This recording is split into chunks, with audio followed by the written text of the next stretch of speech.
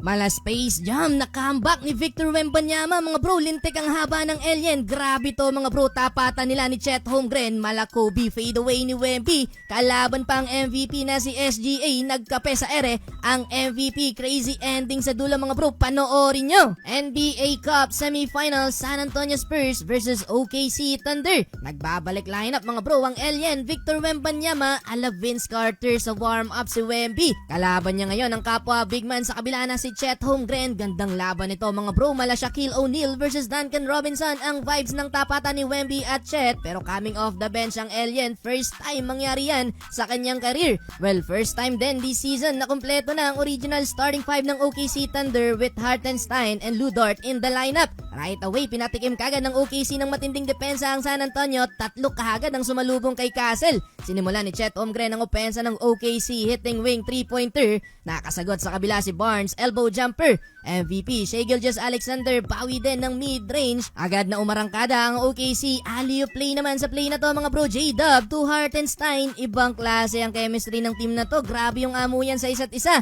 Eto, turnover ni Castle na nauwi naman sa wing 3-pointer ni Lu Dort. Unti-unting lumalayo ang Thunder kung saan. And napa-timeout na din ang San Antonio after ng fadeaway. Bakit na to ni SGA? Lamang na ng 8 points ang OKC after ng 7-0 run. After timeout, another alley-oop dunk for Hartenstein. Assist naman galing kay Lu Dort. So far, walang sagot ang Spurs sa opensa at depensa ng OKC. Devin Vassell, kumana ng back-to-back basket pero mabilis lang ang bawi ng Thunder. Parang layup lang sa MVP mga bro ang mid-range. Eto, Chet Holmgren gustong i-posterize ang big man na si Luke Cornett pero inabot ng foul dyan si Chet. Alat ng shooting ng Spurs beyond the arc, 0 out of 12 sa first quarter. Kulang na lang ma-outscored silang mag-isa ng MVP. Bukod sa opensa, grabe din yung pressure na binibigay ng OKC still sa play na to ni J-Dub na nauwi sa 2 points. Kahit ang Hall of Famer na si Gary Payton napapailing na lang sa OKC last 2 minutes. Lamang pa din ang double figure ang Thunder. Another turnover led to a basket.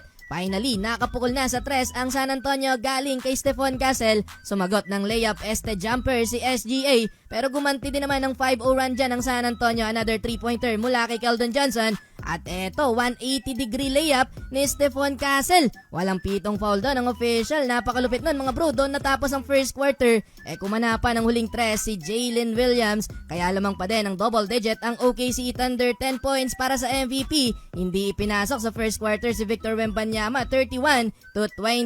Start of second quarter, naghiyawan na mga bro ang crowd sa Las Vegas dahil eto na, ipinasok na ang alien na si Victor Wembanyama. Right away mga bro, naramdaman ng presensya ng alien, put back basket para simulan ng opensa ng Spurs. Nagkaroon ng inside threat ang San Antonio, offensive rebound sa play na to, sabay assist naman para sa film guard na si Dylan Harper. First basket yan ng rookie. Nakaagaw din ang bola mga bro ang Spurs, still ni Fox na nauwi sa 2 free throws ni Harper nang ma-foul siya ni Aaron Wiggins. Well, bago ma-injured si Wemby sa last 4 games niya, nag-a-average siya ng 28 points plus 14 rebounds a game. Isipin nyo na lang kung gaano kalaking kawalan yan sa lineup ng Spurs, though kahit ganon, nasa taas pa din ng standings ang San Antonio. Second attempt ni Wemby, mintes ang turnaround jumper. Pero napa-timeout na ang OKC dahil naibaba na ng Spurs sa 4 ang kaninang 11-point lead ng Thunder. Well, sobrang limited ng playing time ni Wemby. 3 minutes lang ang itinagal mga bro at inilabas din agad. Kaya naman dito na bumawi ang OKC. Bigla na naman silang nakalayo sa San Antonio. Napituan pa ng offensive foul sa play na to si Dylan Harper. Matapos naman ng siko sa mukha si Chet Holmgren. Mahilo-hilo sa nangyari mga bro ang big man ng OKC. Pagtapos niyan, patuloy lang ang run ng Thunder at ganon-ganon lang. Matapos ilabas si Wemby, lamang ulit ng double figure ang defending champion at napa-timeout na din ang San Antonio. Halfway mark kung saan lamang na ng 12 points ang OKC Thunder. After timeout, eto lang ang naging bawi mga bro ng Spurs. Basket na galing kay Stephon Castle. Walang magawa habang nasa bench etong si Wembanyama dahil nang mamama lang sa ilalim. Etong si Chet Holmgren, driving dunk sa play na to, umabot ng 16 points, ang biggest lead dyan ng OKC kung saan extended ang run nila 14-2 run. Kaya naman ibinalik mga bro si Victor Wembanyama under 3-minute mark. Kaso turnover na naman ang San Antonio. Unang basket para kay SGA sa second quarter. Napituan pa ng offensive foul ang alien sa play na to. Well, akala ng lahat magtutuloy-tuloy hanggang dulo ang double-digit lead ng OKC. Pero napabuhat si De'Aaron Fox. 6 straight points ang kinana ni Fox mga bro last 2 minutes ng nang magka-momentum ang Spurs. Sa wakas huli na din ang tira ni SGA sa play na to. Harapang binutatan ni Vassell ang MVP. Foul pa sa play na yan mga bro si SGA. Double knockout para sa MVP. Eto Wemby, grabing haba ng alien. Turnover ng OKC, still ni Wemby. Nauwi pa yan sa driving layup ni Dylan Harper. Napaka-smooth ng galawan para sa huling basket ng first half. Victor Wembanyama na ibaba sa single possession ang lead ng OKC Thunder matapos maipasok tong near logo 3-pointer sa harap ni Hartenstein. Limited minutes pero may 5 points ang alien sa loob ng 7 minutes with 5 rebounds and 2 steals. Baba pa sa tatlong lamang ng OKC Thunder, 49-46. Entering the third quarter, tila nagpatuloy mga bro ang momentum at rhythm ng San Antonio pagpasok ng second half dahil unti-unti nang lumalamang ang Spurs kung saan nakapagtala sila dyan ng 10-0 run, double-digit scoring na para kay Stephon Castle. Ganon din para kay De'Aaron Fox na nagtala ng back-to-back basket sa San Antonio. Nakuha na din nila ang lead dyan mga bro. OKC naman ang nagkukumit ng sunod-sunod na turnover, dalawang sunod na nauwi sa basket ng San Antonio. Timeout pa ang defending champion dahil nakalamang na ng animang Spurs sa tres na to ni Devin Vassell. Parang playoffs ang vibes ng laban mga bro. Hype na hype ang bench ng San Antonio. Well, after timeout, attack mode ng MVP SGA. Late lang ng split second sa play na to mga bro si Wemby.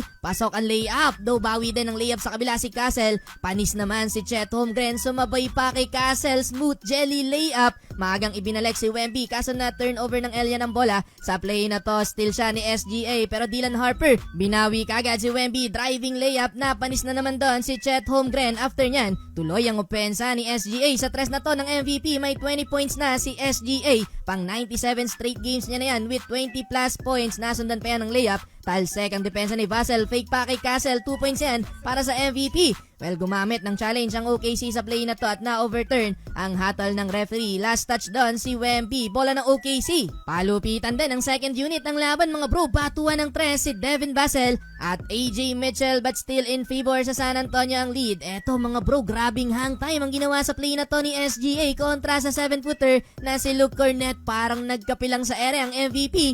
Iniwas ang bola sa kalaban, pasok ang tira. Pumahabol pa ng tres sa San Antonio mga bro si De'Aaron Fox, 76-74 pero nagawa pang makalamang dyan ng OKC sa end one basket na to ni Duke Dennis, 77-76. Yun nga lang naipasok ni Fox ang dalawang free throws. Papatapos ang third quarter kung saan lamang ng isang San Antonio, 78-77. Dikit lang ang laban. Well, fourth quarter finally nagkatapat na mga bro sa ilalim etong si Wemby at Chet Holmgren. Butata ang inabot dyan ni Holmgren. Tama ka na daw sabi ng alien. After nyan, nakapagtala pa ng basket si Wemby. Turn around kontra sa mas maliit na si Jalen Williams. Tuloy-tuloy ang opensa mga bro ng Spurs. De'Aaron Fox, 3-pointer. After niyan, nabuta pa niya si Chet Holmgren. Nauwi yan sa fadeaway jumper ni Victor Wembanyama. Panis na naman doon si Chet Holmgren. Nag-aangas na rin si Wemby mga bro matapos si hard foul sa play na to ni Wallace. Nag-flex pa ang alien. Yun nga lang, hindi pwedeng maliitin ng Spurs ang puso ng kampyon dahil nagtala ng 8-2 run after niya ng OKC Thunder